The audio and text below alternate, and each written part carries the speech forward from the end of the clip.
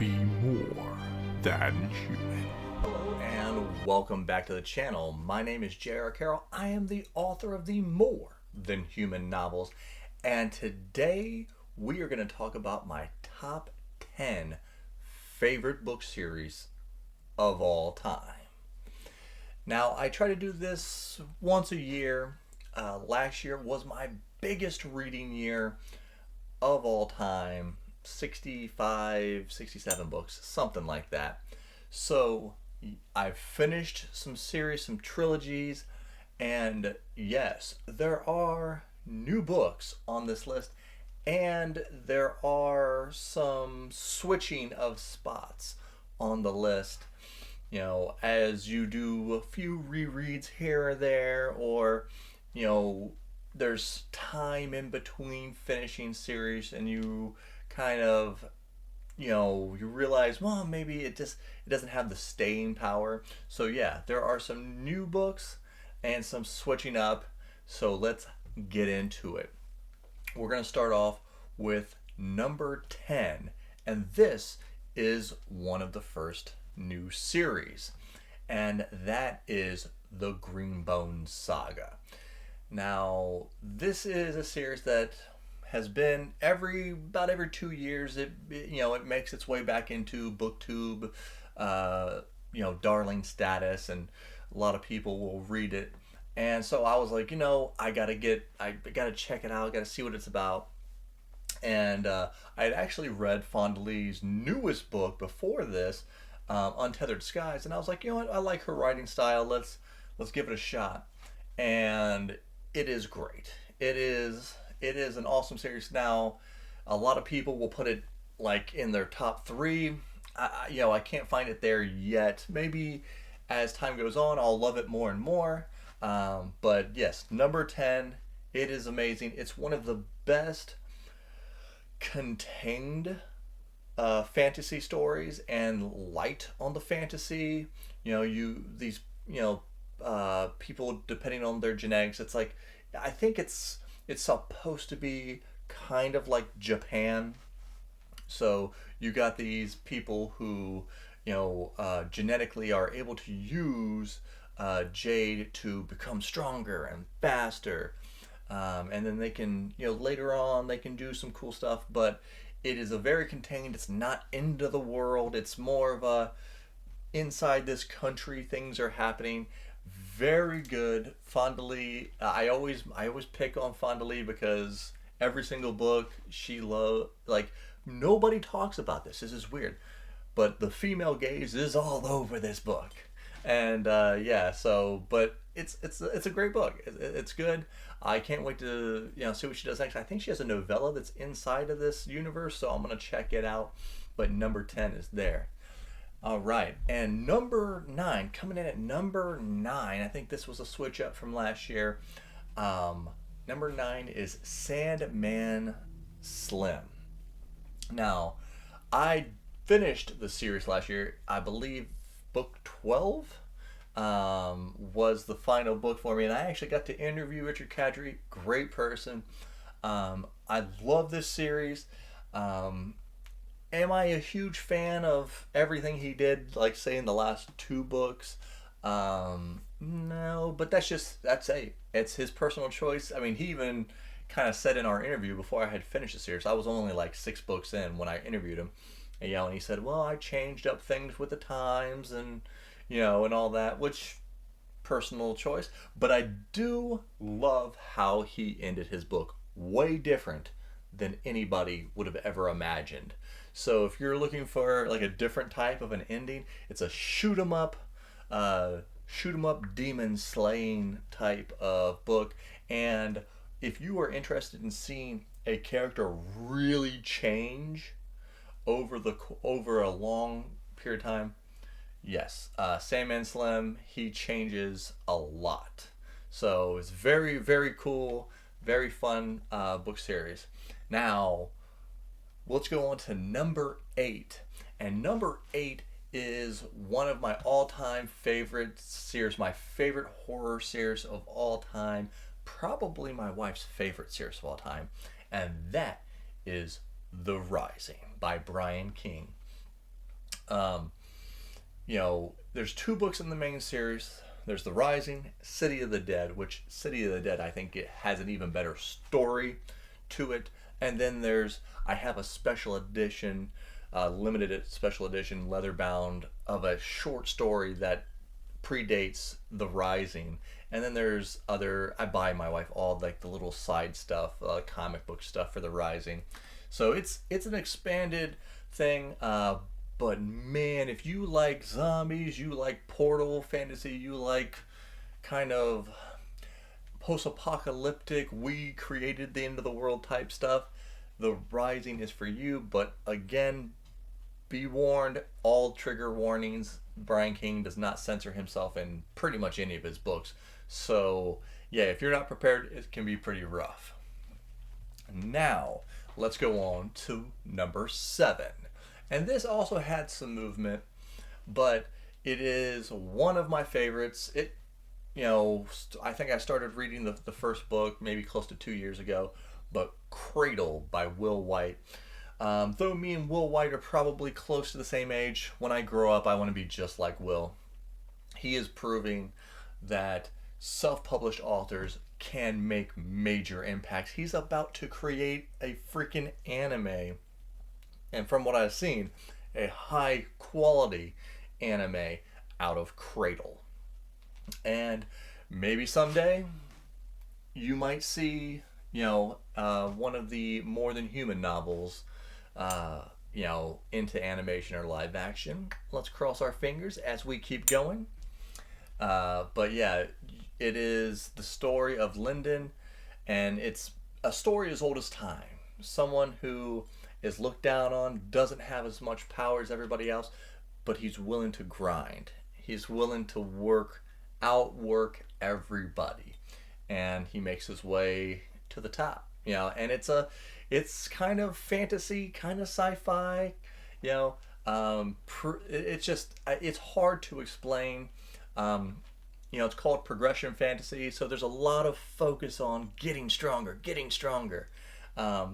And I'm always like, I guess the mainstream way to say it is similar in ways to DBZ, but not really, I guess. I assume if you like Dragon Ball Z, you'll like Cradle, but there's still so much different to it. But let's get into the next one, and that is number 6, A Song of Ice and Fire.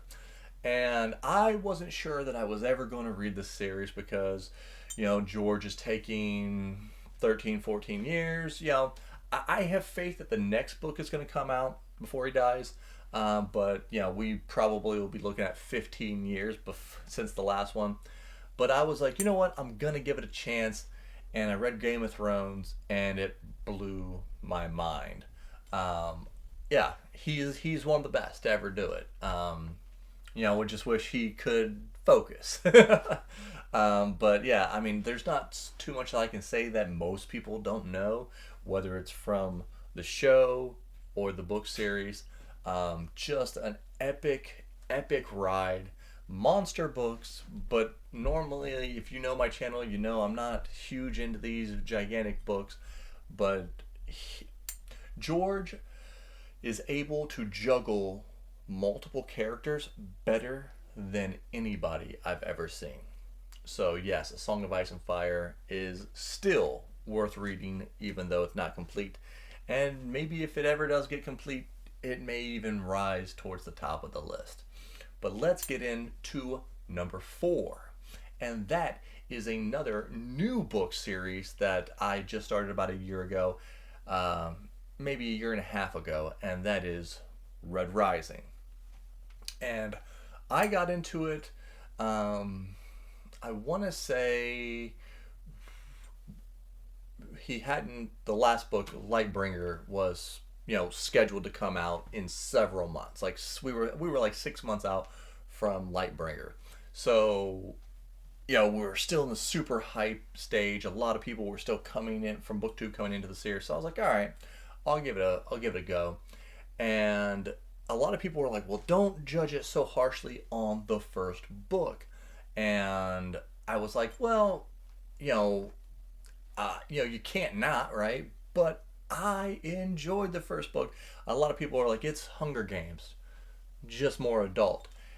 And that might be, that's pretty close, but it is really good. And it just gets harder for Darrow.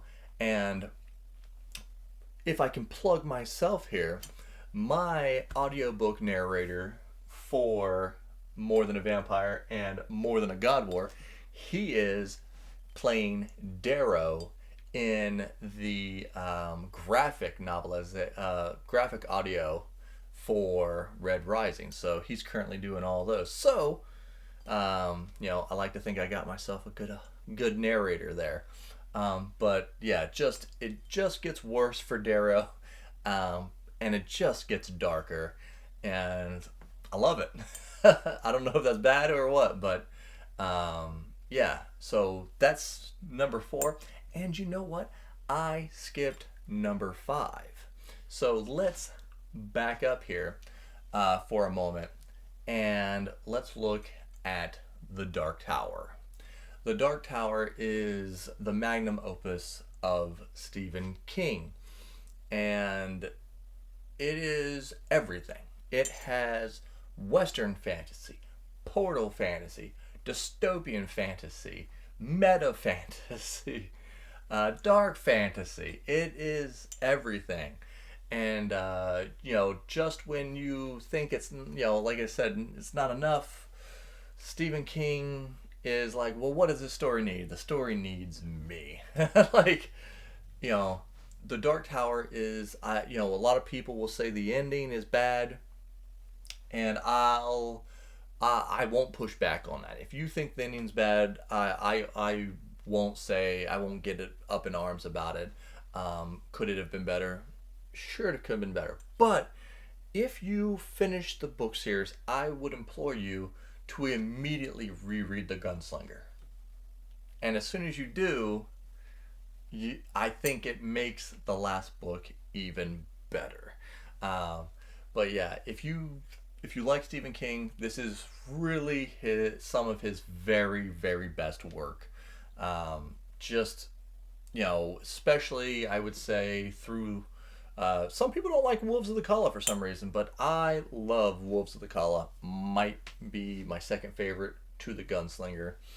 I just think Stephen King does great when he does shorter books. Well, who knows? All right, now let's fast forward this and jump to number 3. And that is my favorite science fiction book series of all time, Expeditionary Force by Craig Alanson. And we thought that it was going to be over after Failure Mode, but he pulled the old Uno reverse on us, and we got Aftermath a few months ago. And I think we're going in a little different direction. I think it's not gonna. He could have named it something else. He could have been like, it's in the Expeditionary Force, but we're not really doing the Expeditionary Force stuff. It's a little bit different. I think I know where he's going, and it's gonna be epic. It is such an epic space opera. There's an AI character called Skippy the Magnificent, and I normally would say he's Bob from Dresden in Space. Like, that's how I name it.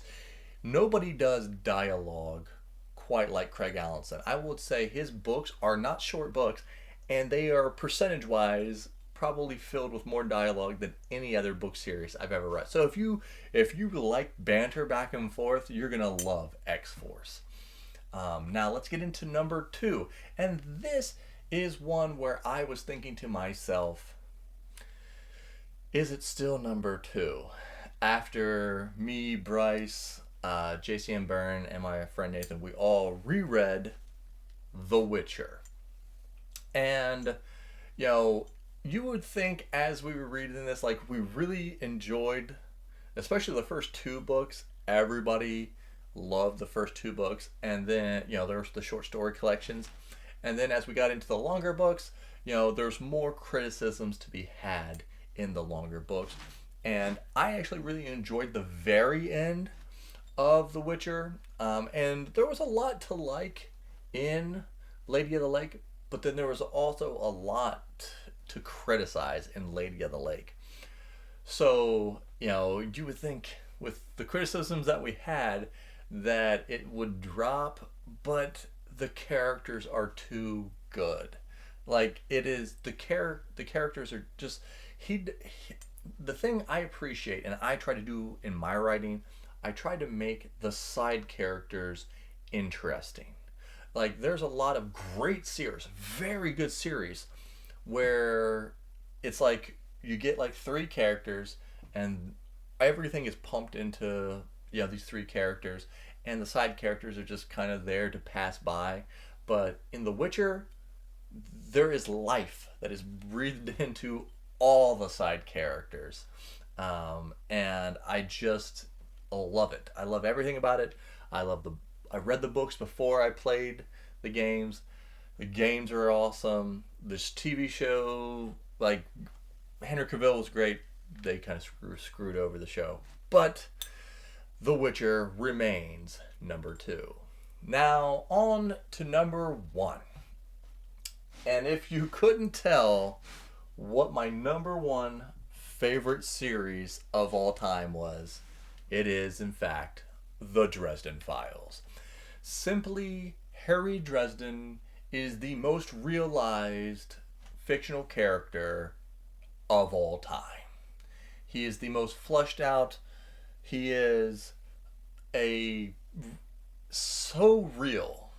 He is such a real character that you could if magic was real, you could understand it. Like anytime I go back and reread a Dresden book, it's almost as though a good friend of mine is just sitting across from me and telling me about the worst week of his year.